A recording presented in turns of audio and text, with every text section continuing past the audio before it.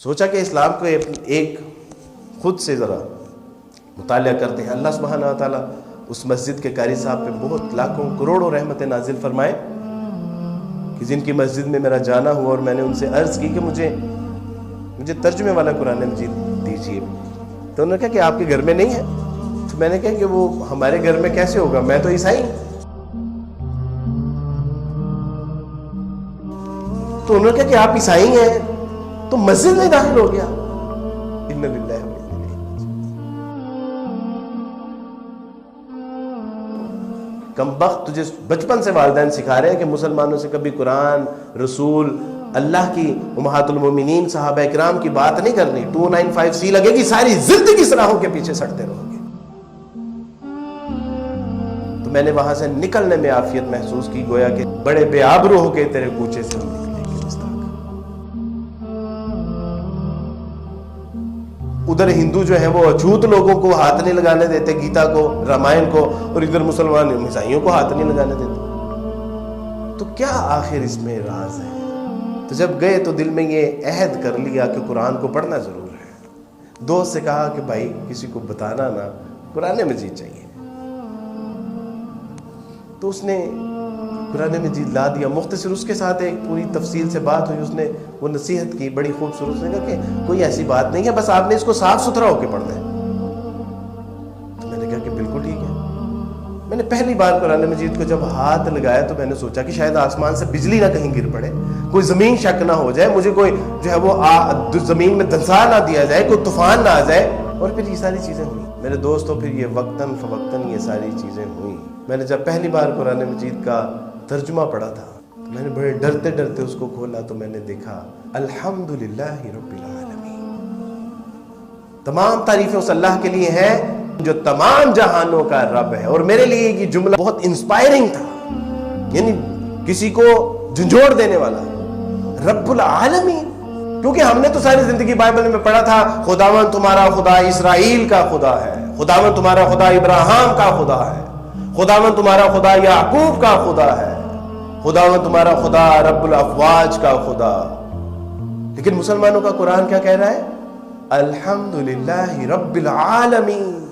تمام تعریفیں اس اللہ کے لیے ہیں جو رب ہے تمام جہانوں کا. الرحمن الرحیم, وہ مہربان ہی نہیں, وہ بہت زیادہ رحم کرنے والا ہے. اے میرے بندے, اس کا رحمان ہونا تجھے کہیں جو ہے وہ غفلت میں مبتلا نہ کر دے, کہیں تو شتر بے مہار نہ بن جائے. اس لیے یاد رکھنا مالک یوم الدین, وہ مہربان اور نہایت رحم کرنے والا ہی نہیں بلکہ وہ ایک ایسے دن کا مالک بھی ہے کہ جس دن چھوٹی سی چھوٹی نیکی اور چھوٹے سے چھوٹے گناہ کا حساب کتاب کر کے چپٹا کر دیا جائے گا. اور اس دن کوئی نہ چھڑانے والا ہوگا نہ کوئی بچانے والا ہوگا.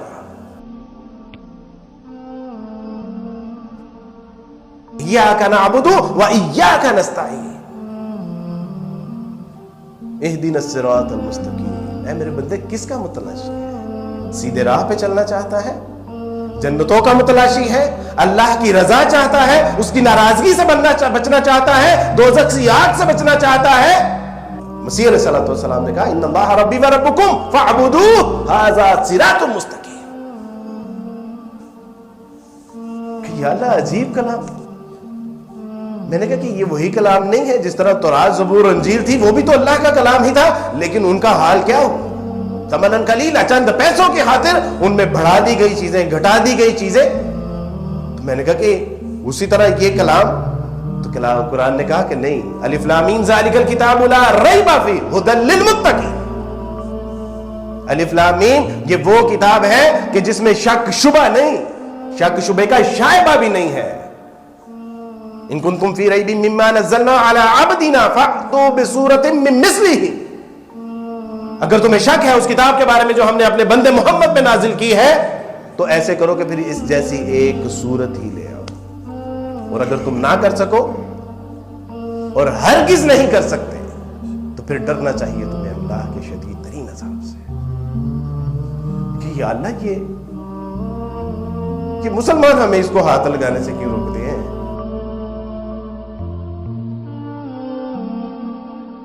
کہ تو آپ کہہ رہے ہیں کہ یہ کلام ان لوگوں کے لیے ہے جو اللہ سے ڈرنے والے ہیں. جو متقین ہیں، جو اس کی رضا جوئی کے لیے اپنے آپ کو وقف کرنا چاہتے ہیں، جو اس کی ناراضگی سے بچنا چاہتے ہیں. یہ مسلمان کہتے ہیں کہ تم ہاتھ نہیں لگا سکتے.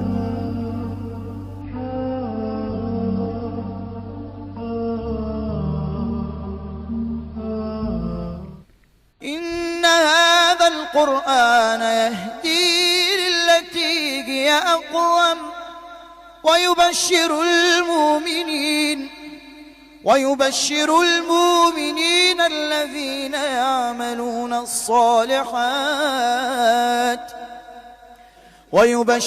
المؤمنين الذين يعملون الصالحات أن لهم أجرا كبيرا.